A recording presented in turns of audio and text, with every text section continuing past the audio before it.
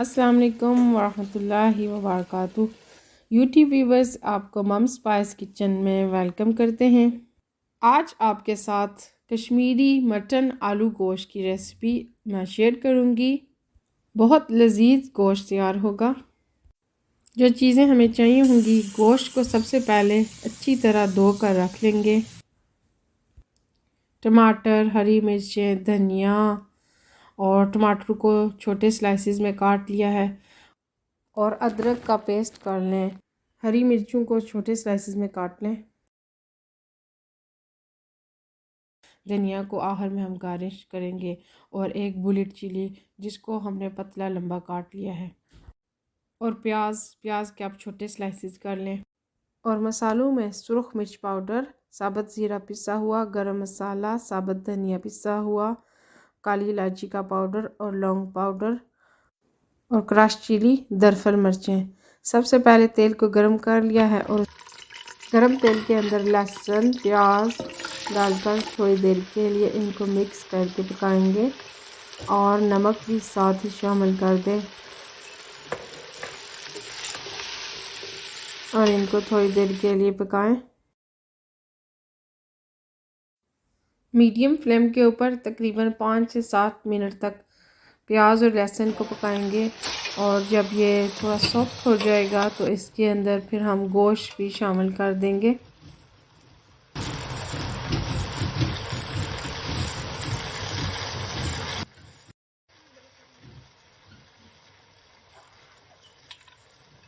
گوشت ڈال کر پھر اس کے اندر مسالہ، جو کالی الائچی کا پاؤڈر اور لونگ کا پاؤڈر جو مکس تھا، وہ اس کے اندر ڈال دیں گے، تاکہ اس سے اچھی خوشبو اور جو گوشت کی اسمیل ہوتی ہے وہ ختم ہو جائے گی، اور اس کو مکس کریں گے اور تھوڑی دیر کے لیے پکائیں گے۔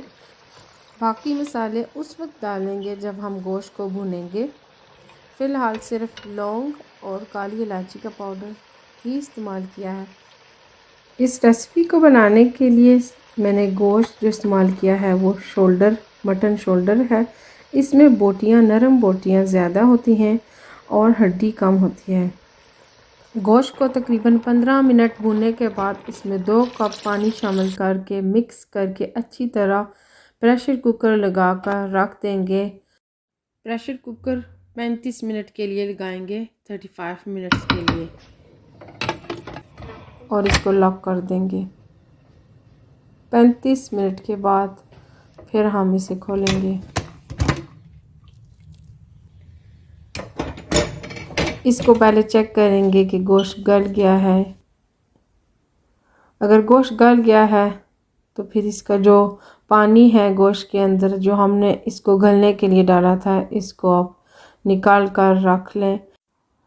جب گوشت کے اندر ہم پانی ڈالیں گے اور آلو ڈالیں گے تو اس وقت یہ جو سوپ ہے گوشت کا وہ استعمال کریں گے۔ سارا جو سوپ ہے وہ علیحدہ کر کے رکھ لیں گے ایک برتن میں ڈال کر۔ اس سوپ کو ہم بعد میں استعمال کریں گے جب گوشت بن جائے گا۔ اس سوپ سے گوشت کے اندر بہت اچھا فلیور آئے گا۔ اور ابھی پانی نکال دیا ہے، اور جنجر پیسٹ، ٹماٹر اور ہری مرچیں ڈال کر اس کو پکائیں گے۔ گوشت کے اندر تھوڑا سا پانی جو ہے وہ ہم اس کی ہائی فلیم کریں گے تو یہ ڈرائی ہو جائے گا ہائی فلیم کرنے سے، اور تیل تھوڑا سا شامل کر کے اس کو تھوڑی دیر کے لیے بھونیں گے، تھوڑی دیر پکائیں گے، اور اس کے بعد جو مسالے تھے وہ سارے مسالے بھی اس کے اندر شامل کریں گے تقریباً 5 منٹ کے بعد۔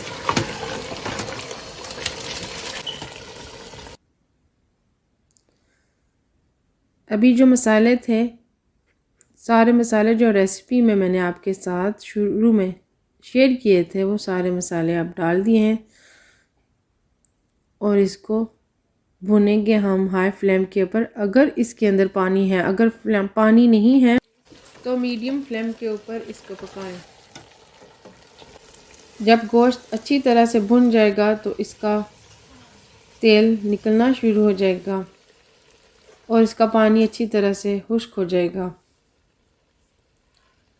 تو اس کا مطلب ہے کہ اس کے اندر اب ہم پانی شامل کر سکتے ہیں۔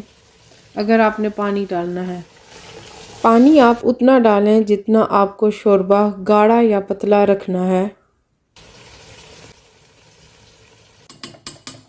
اب گوشت کے اندر میں پانی ڈال دوں گی اور اس کا شوربہ تیار کر لیں گے۔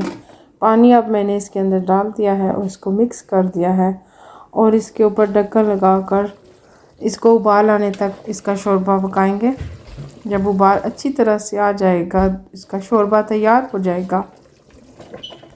گوشت کو چیک کر لیں گے کہ کیا گوشت گل گیا ہے۔ اگر گوشت گل گیا ہے تو اس کے بعد پھر اس میں آلو شامل کر دیں گے۔ آلو شامل کر کے 5 سے 7 منٹ تک لو فلیم کے اوپر رکھ دیں گے تاکہ آلو اچھی طرح سے گل جائیں گے اور اس کا نہایت مزیدار شوربہ تیار ہوگا۔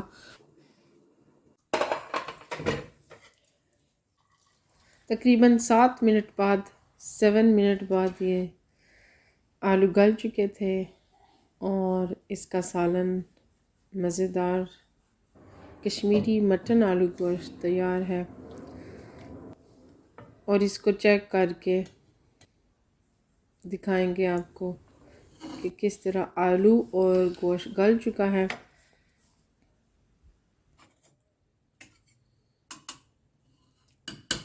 گوشت آپ کو جتنا دیکھنے میں لذیذ نظر آ رہا ہے، اتنا ہی کھانے میں بھی بہت ہی لذیذ اور مزیدار ہے۔